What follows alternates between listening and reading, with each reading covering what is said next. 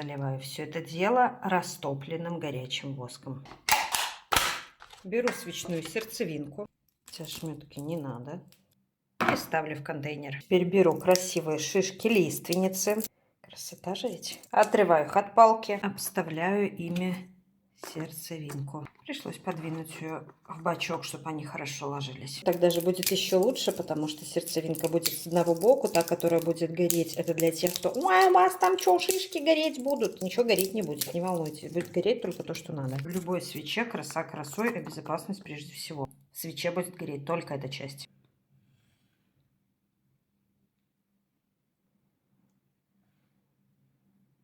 А теперь беру кубики льда.